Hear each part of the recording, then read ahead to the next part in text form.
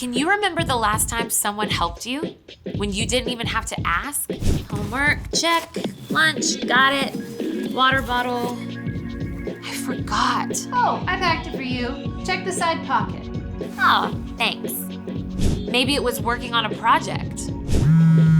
Hello? Hey, do you want to come play soccer today at the park? I can't. I gotta finish this painting and it's not working. Ooh, I love painting. Want some help? Sure. You're the best. See, it's an amazing feeling when someone helps you out, especially when you don't have to ask. But guess what? You can be that kind of helper too. You can take initiative. Initiative is seeing what needs to be done and doing it. You don't have to wait for someone to ask. You can jump right in. When you see a friend struggling to keep a door open, run over and hold it for them. Or if you see your sibling made a mess with their toys, you can help them clean it up. Could be you notice the garbage is full. You don't have to wait for mom or dad to empty it. You can do that. Or if you drink the last of the milk, Mom, we're out of milk. I'll write it on the list. When you take initiative to help others, they can experience God's love. After all, God took initiative to take care of our greatest need by sending Jesus. God made a way when we were unable to help ourselves. So as we see what needs to be done and do it, others see God at work. That's why initiative is an amazing way to worship God with your life. Because worship is about more than just singing loud. It's all about living loud.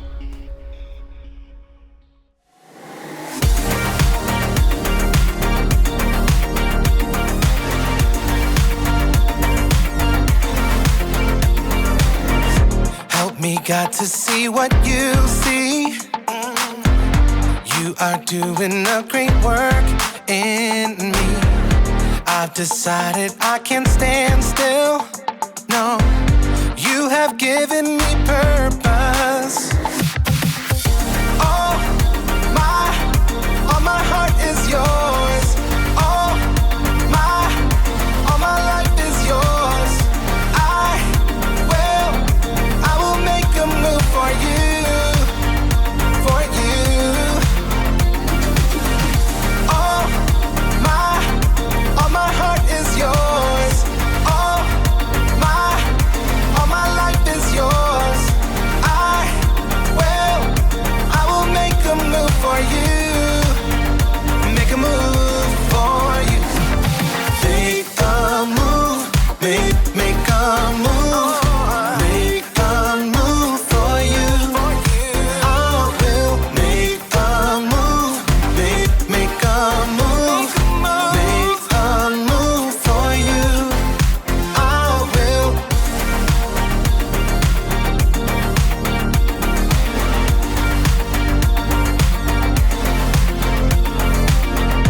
I'll take up the call to serve you. You have given me a job to do. I wanna love the world just like you. Yeah, you have given me purpose. All my heart is yours. All my life is yours. I will make a move for you, for you. All my heart is yours. All my life is yours. I will make a move for you. Make a move for you. Make a move. Make a move. Make a move for you. I will make a move. Make a move. Make a move for you. I will.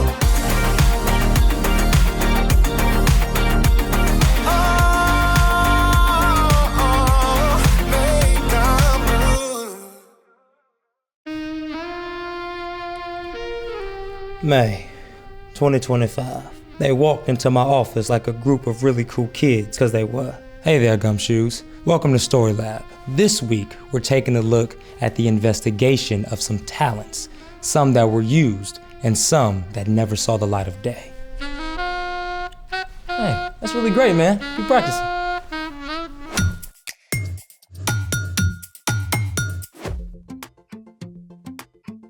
Hey guys, welcome to Story Lab. I'm Sebastian. And I'm Carter. This month, we're talking about what it looks like to love God by keeping our eyes open for ways to do God's work. I said keep your eyes open. Are you okay, man? I just think there's something just a bit wrong with my eyes, and everything's just a bit blurry, and it's been really kind of hard to read lately. Well, that's not good. Quick, how many fingers am I holding up? 3? Ooh, man, something really is wrong. I did spend 36 hours just straight watching old black and white detective films. You know, film noir. You dirty rat. I knew I couldn't trust you.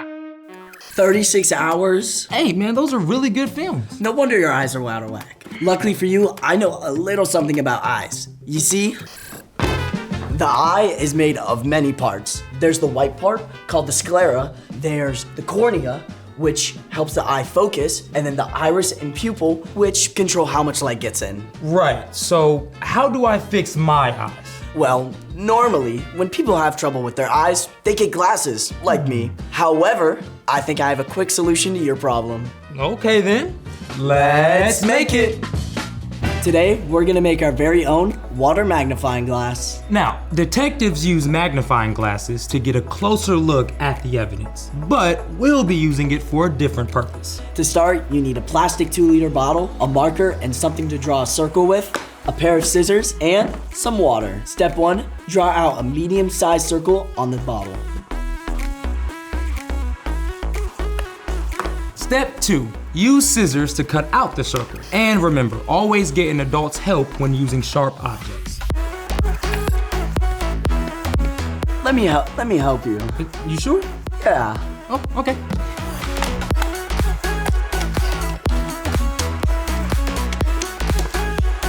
Step 3, put a little water into the cut piece of plastic. Careful not to spill. Let me help you with that. Right here. Thank you. Perfect.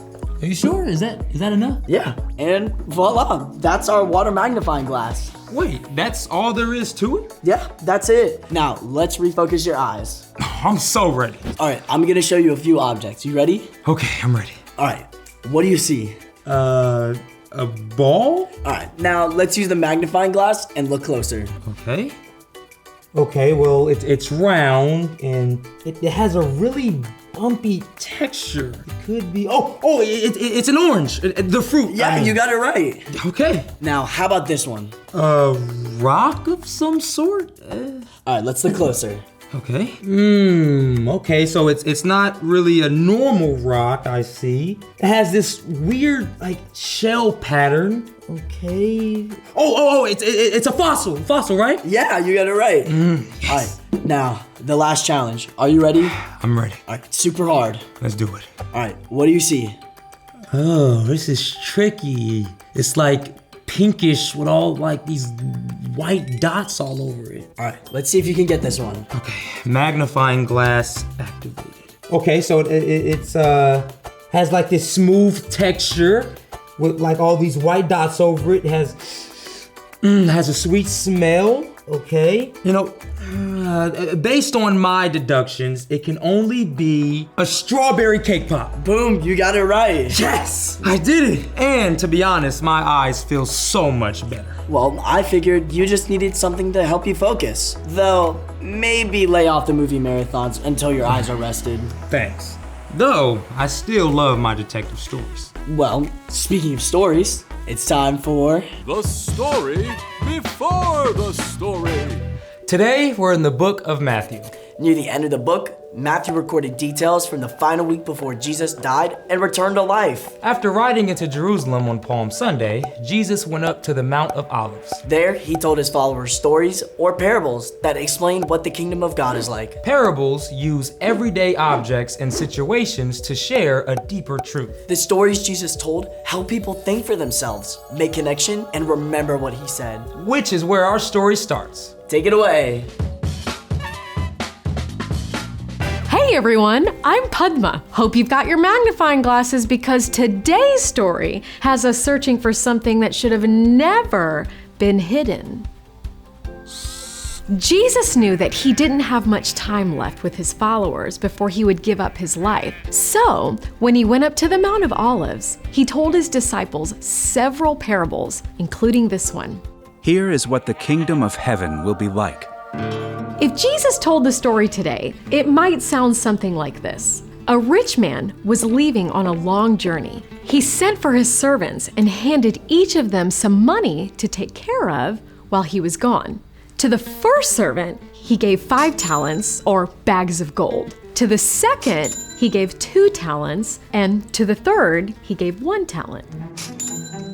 The servant with 5 bags of gold went out at once. Would you like to invest in my new bakery? I call it Dinah's Babka, and etc. for all your baked good needs. Sure! The first servant put the money to work and earned 5 more bags of gold. The servant with 2 bags of gold also found a wise way to use the money he was given. I got a hot business tip. Indoor plumbing. It's all the rage in Greece. I'd invest in that. This servant put his 2 bags of gold to work and earned 2 more bags of gold in return. But the servant who had received 1 bag of gold went and dug a hole in the ground. Then he hid his master's money. After a long time, the master of these servants returned. Let's see what you've earned with my money. The man who had received 5 bags of gold handed over all the extra gold he had earned. Master, you trusted me with 5 bags? See, I have earned 5 bags more, and a discount on babka. Oh, you have done well, good and faithful servant. You have been faithful with a few things. I will put you in charge of many things. Come and share your master's happiness. The man with 2 bags of gold handed over what he had earned. Master, you trusted me with 2 bags of gold. See, I earned 2 bags more. Also, we're this close to having an indoor bathroom. You have done well, good and faithful servant. You too come and share your master's happiness. Then, it was the third servant's turn. He clutched the bag of gold he had dug up from the backyard. Master, I knew that you are a hard man. You harvest where you didn't plant, gather crops where you never sowed seed. I was afraid, so I went and hid your gold in the ground. See, here is what belongs to you. The third servant did not get the response he was looking for. You lazy servant. So you knew that I harvest where I didn't plant and gather where I didn't sow? Well then, you should have put my money in the bank. When I returned, I would have received it back with interest.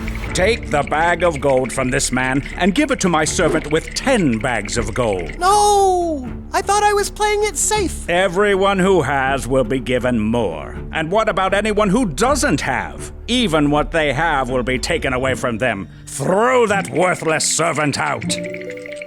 Whoa! Sounds intense, right? But what Jesus wanted the disciples and us to hear is simply this. The story was talking about talents in terms of money.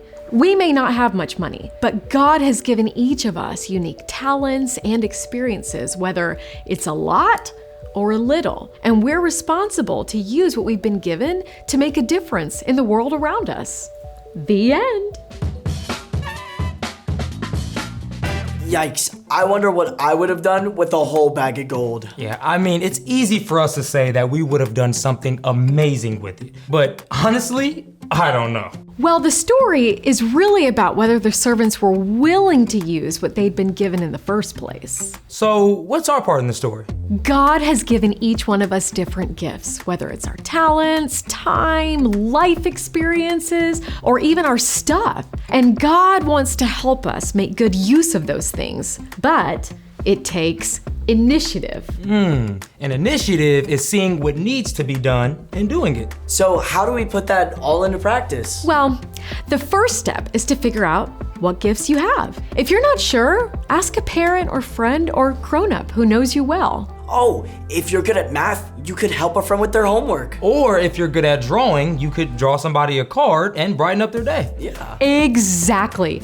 It doesn't have to be a big thing. It could be small. People have told me that I'm a pretty good listener. Not sure that's a talent. Being a good listener is huge. Taking time to listen to someone's story can truly make their day, and it might even turn out that one of the gifts you have to use is something hard you've been through. Like if you had to start out at a new school, you know what it feels like. Yeah, so if a new kid shows up in your class, you know how they feel and what they might need. You got it. No matter how much or how little you think you have, there's always a way to use it to share God's love with others.